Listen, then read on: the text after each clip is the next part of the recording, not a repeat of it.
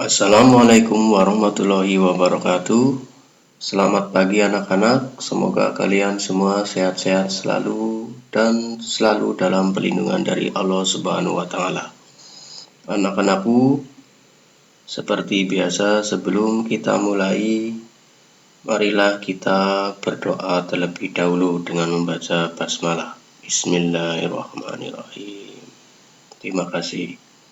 Anak-anakku, Pak Guru ucapkan terima kasih kepada kalian yang sudah mengisi daftar hadir hari ini ya.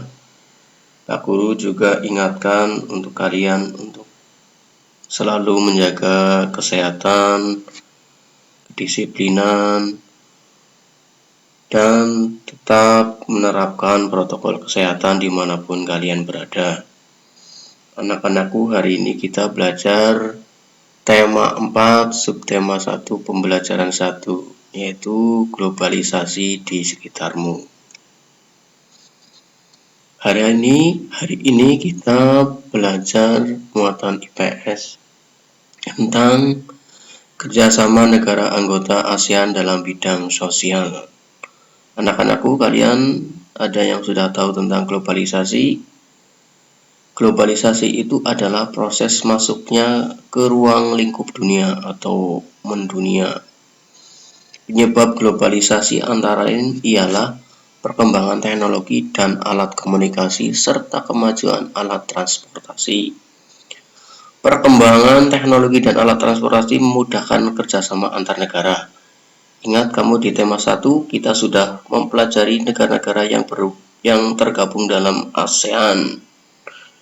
Negara-negara ASEAN menjalin kerjasama untuk mencapai tujuan bersama, seperti meningkatkan pertumbuhan ekonomi, sosial, dan budaya, serta menjaga perdamaian dan keamanan di kawasan Asia Tenggara. Anak-anakku, berikut ini beberapa faktor penyebab terjadinya kerjasama negara anggota ASEAN. Yang pertama adalah karena sumber daya alam. Yang kedua, berada dalam wilayah yang sama, yaitu Asia Tenggara.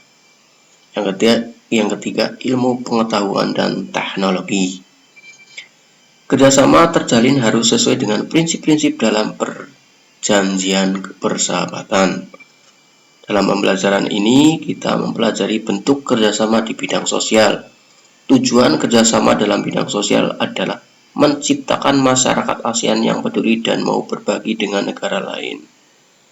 Bentuk kerjasama anggota ASEAN dalam bidang sosial contohnya sebagai berikut. Yang pertama, penanggulangan bencana seperti memberikan penanganan darurat ketika terjadi bencana, meningkatkan kesejahteraan sosial dan pembangunan, melindungi hak-hak dan keadilan sosial penduduk, meningkatkan kualitas sarana kesehatan, dan meningkatkan perlindungan sosial kepada seluruh penduduk. Itu ya anak-anakku, pembelajaran tentang ilmu pengetahuan sosial. Kemudian kita lanjutkan dengan muatan bahasa Indonesia. Masih berhubungan dengan teks eksplanasi. Anak-anakku, ingatkah kamu apa yang disebut dengan teks eksplanasi? Tentunya masih ingat ya. Teks eksplanasi adalah teks yang berisi tentang penjelasan. Berikut berupa susunan teks eksplanasi.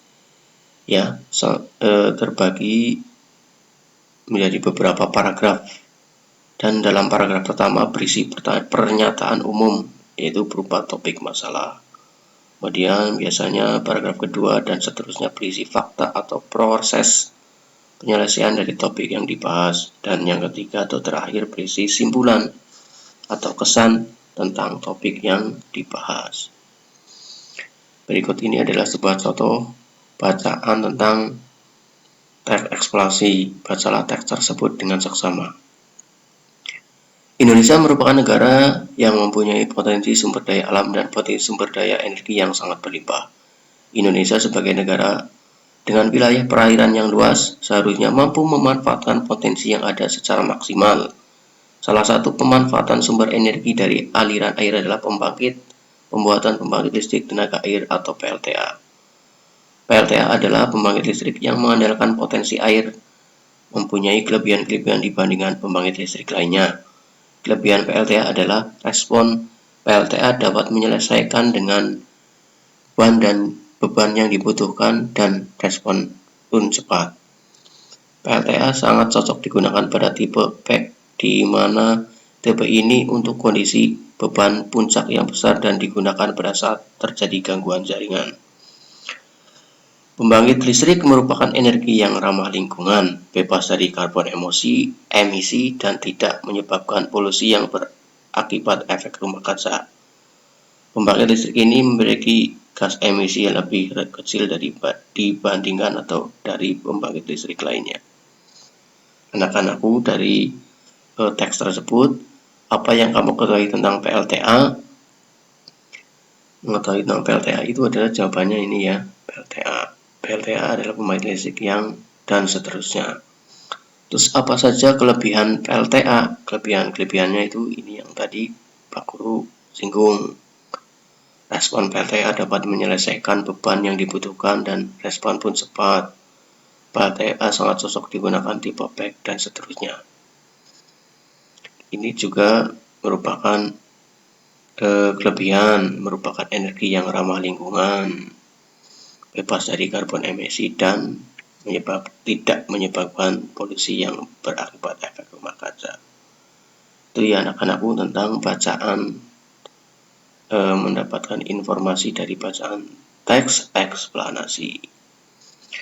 Untuk selanjutnya kita belajar tentang muatan IPA, yaitu masih berkisar tentang listrik. Proses menghasilkan listrik sekarang. Kemarin sudah belajar rangkaian listrik paralel dan seri, sekarang kita mengetahui bagaimana cara menghasilkan listrik.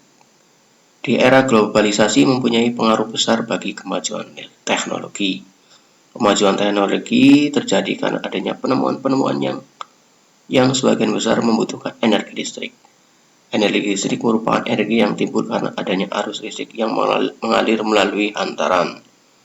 Sumber utama energi listrik adalah pembangkit listrik. Contoh pembangkit listrik adalah pembangkit listrik tenaga air atau PLTA. PLTA dapat menghasilkan energi listrik dengan cara memanfaatkan energi air yang mengalir. Aliran air dapat berasal dari air terjun, aliran air yang deras, atau air yang dialirkan melalui pipa-pipa khusus yang tujuannya untuk menggerakkan turbin. Gerakan turbin tersebut nantinya akan diubah menjadi energi listrik ke dalam generator. Begini ya anak-anakku skema kerja PLTA. Ini revisioner atau bendungan biasanya. Udah pernah lihat bendungan anak-anakku? Nah ini airnya dialirkan kanal air. Nah ini kan airnya menjadi cepat. Kemudian dimasukkan ke turbin air untuk menggerakkan turbin ini. Ini ada biasanya seperti kipas. Setelah itu turbin kan berputar. Putarannya cepat, kemudian dialirkan listriknya ke generator. Setelah generator itu listriknya kemudian dimasukkan ke transformator. Nah, di sini baru dialirkan ke jaringan listrik ke rumah-rumah. Ya, seperti itu gambaran tentang skema kerja pembangkit listrik tenaga air. Anak-anakku, untuk mengetahui lebih jauh, kalian bisa mengerjakan evaluasi tema 4, subtema 1, pembelajaran 1. Jawablah ketika muatan pembelajaran hari ini dengan benar dan berdasarkan penjelasan dari Pak Guru, bukan dari informasi yang lain. Terima kasih, semoga bermanfaat. Jika ada yang kurang jelas atau kurang sempurna, Pak Guru minta maaf. Dan kalau ada pertanyaan silakan ditanyakan ke Pak Guru. Terima kasih. Wassalamualaikum warahmatullahi wabarakatuh.